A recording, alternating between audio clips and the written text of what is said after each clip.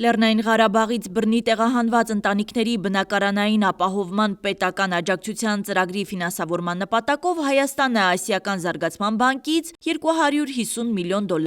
վարկ կվերցնի։ ԱԺ-ն արտահերթ նիստում քննարկում է վարկային համաձայնագրի վավերացման հարցը, զեկուցում է աշխատանքի և սոցիալական հարցերի նախարարի տեղակալ Դավիթ Խաչատրյանը։ Ընտանիքները կարող են դիմել պայմաններին բավարարելու դեպքում կարող են դիմել եւ ստանալ հավաստագրեր, ինչի միջոցով կարող են գնել իրենց նախընտրած բնակավայրում եւ նախընտրած բնակարանը կամ բնակելի տունը։ Նշեմ, որ այսօրվա դրությամբ 3810 ընտանիք դիմել եւ ստացել է բնակարանի հավաստագիր, որոնցից 1631-ը ձեռք են բերել իրենց սեփական տունը կամ բնակարանը։ Բնակարանային խնդիրները լուծելու համար Արցախից բռնի տեղահանվածներին պետության կողմից տրվող գումարն ընդդիմադիր պատգամավոր Գառնիկ Դանիելյանը բավարար չի համարում։ Տասնյակ հազարավոր մեր հայրենակիցներ բնակարան չեն ստանում։ Վերլուծությունը ունեք, ինչն է պատճառը, խնդիրը ինչն է։ Գումարները կարծում ենք, որ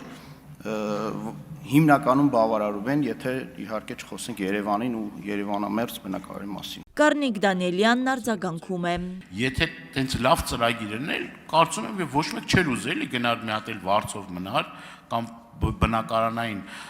խնդիրներ ունեն, ասենք մենք վերջերս նաև ռեպորտաժ տեսանք, երբ որ մեր արցախցի հայրենակիցը ավտոմեքենայի մեջ է քնում։ Այսինքն ուզում եմ խնդիրը ռեալ հասկանանք ինչ է, որ կարողանանք դրա լուծումները տանք։ Ինչն է խանգարում դիմել ստանալ քաղաքացիություն, հետո ստանալ հավաստագիր եւ այդ ժամանակ նոր բարձրաձայնել, որ գումարը չի հերիքում։ Այսինքն մենք ունենք բազմաթիվ դեպքեր, երբ քաղաքացիություն չեն ստացել, բայց կա դժգոհություն, որ այդ գումարը չի բավարարում։ Նախ պետք է ստանալ քաղաքացիություն, հետո անցնել այն ճանապարհը, որ այս 1600 մեր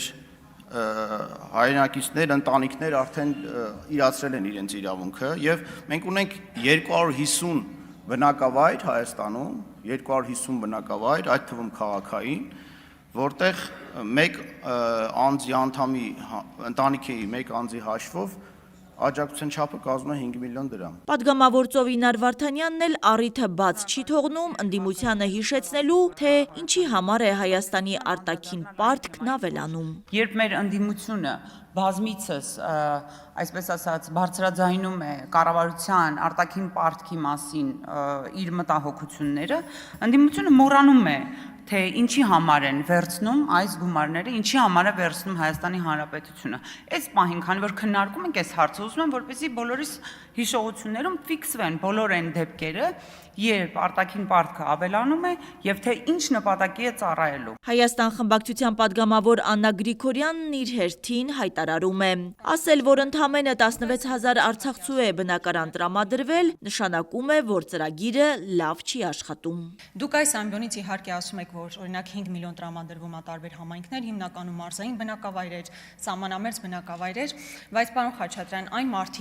մարդիկ, որ պետքա ընտրեն, որտեղ բնակարան ձեռք բերեն, հիմնականում կապում են այն հանգամանքի հետ, թե որքան ինչ զբաղվածություն պետքա ունենան։ Այսինքն նախ եւ առաջ զբաղվածություն, ինքնազբաղվածություն ապահովելու հանգամանքով պայմանավորված նոր ընտրում են համայնքը։ Հետևաբար ես կարծում եմ, որ այն գումարը, որ տրամադրվում է Երևանի եւ մերձ Երևանաբնակ համայնքների մասով, պետք է բարձրացվի, այսինքն առնվազն 4 միլիոն լինի, եթե չասեմ նույնիսկ ավելին։ Հետևաբար հարցադրումս հետեւյալն է. 250 միլիոն վարկ ներգրավելու պայմաններում հնարավոր չէ արդյոք քննարկել ծրագիր, որով կավելացվի գումարը կոնկրետ այն բնակավայրերի մասով, որտեղ հիմնականում տեղակայված են արցախցիներն։ Տիկին Գրիգորյան, նշում եք, որ դեռ, այդքան փոքր թվով ընտանիքներ են դիմել, բայց պետք է նշեմ, որ ծրագիրը ընդամենը 1 տարի է գործում եւ ծրագրի իրականացման ժամկետը մինչեւ 2029 թվականն է, հետեւաբար ընդամենը 1 տարի եւ առաջիկայում 3-4 տարի դեռ ունենք, դրա համար ասում ենք արդեն։ Ինչ վերաբերում է ծախսված միջոցներին, 24 թվականի բյուջեի ծախսերը փաստացի կազմել է 65 միլիարդ դրամ, ուղղված Ղարաբաղից տեղահանված մեր հայրենակիցներին, այդ թվում ֆինանսական միջոցների աջակցության եւ բնակարանային աջակցության ծրագրերի սպասարկմանը այս տարի այդ թիվը կգերազանցի 40 միլիարդը։ Քաղաքացիական պայմանագիր խմբակցության ղեկավար Հայկ Կոնջորյանն ընդդիմության քննադատություններին է անդրադառնում։ Ասում եք փաստացի քննադատում եք, որ Հայաստանը զենք է առել։ Հիմա եկել եք քննադատ, ասում եք ոնց Հայաստանը հայտարարեց վարչապետը, որ զենք են առել։ Բայց այն ժամանակ էլ ասում եք Հայաստանը զենք չի առնում, չի զինվում, մենք եսիմ գնում ենք, հասնում ենք, բանենք, մեր մոտ ասենք բաներ են ինչ որ զորահրամանատարներ են, իսկ դուք չեք կարողանում սա անել, նա անել։ Եվ հետո հիմա կողմ եք քվեարկելու այս նախագծին, թե չէ, պարոն Խաչատրյան։ Կողմ եք քվեարկելու։ Շատ լավ, հեսա մի հատ հələ հանձնաժողովի նիստը թող լինի, ձեր առաջարկները թող հնչեն, հետո հույս ունենամ, որ այո իսկապես կվեարկեք։ Ընդդիմադիր եւ իշխանական падգամավորների միջև լեզվակռիվն այսքանով չի ավարտվում։ Թեման շարունակում է Արթուր Խաչատրյանը։